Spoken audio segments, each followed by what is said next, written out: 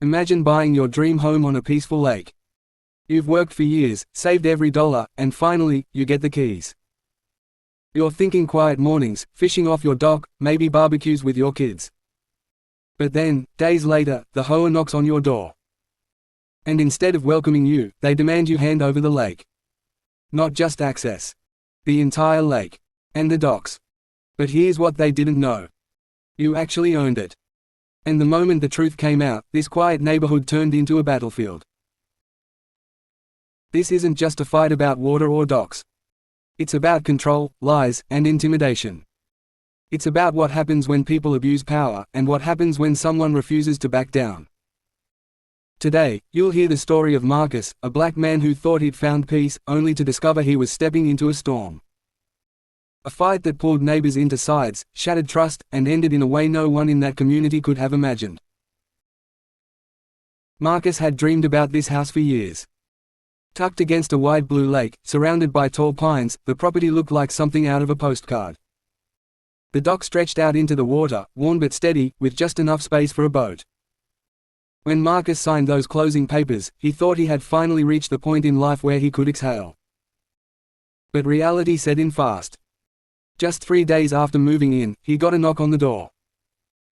It wasn't a friendly neighbor or someone dropping off a pie. It was the HOA president, an older woman named Karen. And from the moment she spoke, Marcus knew this wasn't a neighborly visit. She didn't even introduce herself. She jumped straight in. "The lake is for the community," she said. "The docks are HOA property. You'll need to sign them over." Marcus laughed at first, thinking she must be joking. But her face didn't move. It was cold. Stern. She was serious. Marcus told her plainly. "That can't be right. The deed says the lake and docks are mine." Karen's eyes narrowed. "That's not how it works here. The HOA runs this neighborhood. You don't get to decide." That's when Marcus realized this wasn't a misunderstanding. This was a challenge. That night, Marcus pulled out his deed. He flipped through the pages, checking every line. Clear as day. The parcel included water rights. The lake. The docks. No gray area. It wasn't shared. It wasn't community. It was his. But the next day, HOA board members showed up. They weren't friendly either. They brought papers of their own, old maps, rules printed from who knows where. They shoved them at him, saying, "This proves it's ours." Marcus read them carefully. None of them actually proved anything. They were generic HOA rules about landscaping, fences, and trash bins. Nothing about water rights. Still, the way they cornered him made one thing clear. They were determined to intimidate him into giving up. Soon, whispers spread. Neighbors started avoiding Marcus. Kids who had been playing near the dock vanished. At the grocery store, someone muttered, "That's the guy trying to take the lake from the community." Marcus couldn't believe it. He wasn't trying to take anything. He just wanted what he'd paid for. But the HOA's rumor machine was fast. And because Marcus was the only black homeowner on that block, the target on his back felt even bigger. Do you think the HOA was just bluffing, or did they truly believe they could trick him? Comment your thoughts. One night, Marcus checked his security cameras. What he saw made his stomach drop.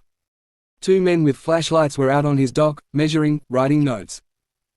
They were HOA board members. When he confronted them, they didn't even flinch. One said, "We're inspecting community property." Marcus snapped. "This isn't community property. It's mine. Leave." They smirked, muttered something under their breath, and walked off slowly, like they wanted him to know they weren't afraid. That's when Marcus called a lawyer. Legal confirmation. The lawyer confirmed it. Marcus owned the lake rights. No question. The HOA had nothing. In fact, if they kept trespassing, they could face legal consequences. But here's where it gets tricky. HOAs know most people don't have the time, money, or energy to fight. They count on people giving up. They drag things out, hoping you'll fold under pressure. But Marcus wasn't about to fold. He began documenting everything. Every letter, every threat, every late-night trespass. He built a binder thick with evidence. And if you think that was enough to scare the HOA off, you're wrong. Because what happened at the next community meeting turned everything upside down. The HOA called a special meeting. Word spread that the lake issue was on the agenda. When Marcus walked into the clubhouse, the room was packed. People stared. Some curious, some angry. Karen stood at the front, chin high, papers in her hand. She launched into a speech. For decades, this lake has been shared by the community. Now, one man, she pointed straight at Marcus, is trying to take it away. The room buzzed. Some clapped. Some booed. Marcus felt his pulse racing. But he stayed calm. When Karen finished, he stood. He didn't yell. He didn't curse. He just opened his binder. One by one, he read from his deed, from county records, from maps that went back decades. Every single document said the same thing. The property, the lake, the docks, they all belonged to him. The room went dead silent. Then came the outbursts.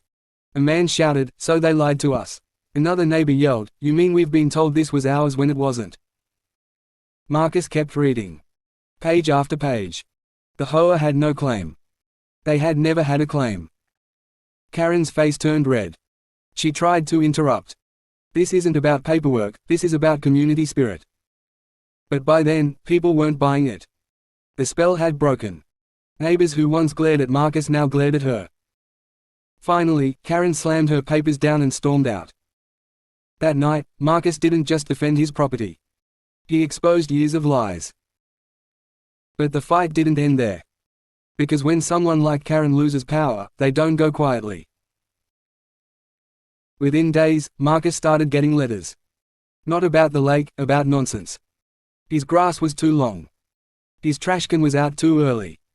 His mailbox paint was chipped. It was obvious retaliation. Marcus kept every letter. Sent every one to his lawyer. He wasn't playing anymore. Slowly, neighbors began approaching him. Quietly at first. "I'm sorry," one woman whispered at the mailbox. "I didn't know the truth." Another man admitted. "The HOA's been bullying us for years. We were scared to speak up. You're the first one to stand up to them." Marcus realized this wasn't just his fight. He was standing up for everyone who had been too afraid to push back. Finally, the pressure grew so strong that county officials got involved. After reviewing Marcus's evidence, they issued a warning to the HOA. Back off. Stop abusing authority. The board fractured. Some members resigned. The once feared HOA was now exposed as nothing more than bullies with paperwork. And Marcus. He kept his lake. His docks. His peace. But let's step back for a second. This story isn't just about one man and a lake. It's about what happens when systems of power go unchecked. HOAs can be useful. They can keep neighborhoods clean. But when they turn into little kingdoms, run by people who crave control, they destroy trust. Marcus's story shows that standing up is hard, but necessary. He could have given in. He could have sold the house, walked away, tried to avoid conflict. But he didn't. He stood his ground. And because he did, the entire neighborhood saw the truth. So what do you think? Was the HOA just bluffing to control the lake, or did they truly believe they owned it? Do you think Karen went too far? Drop your thoughts in the comments, I want to hear what side you're on. Marcus's fight wasn't just about property. It was about dignity. And sometimes, that's the hardest thing to defend. If you got value from this story, hit subscribe.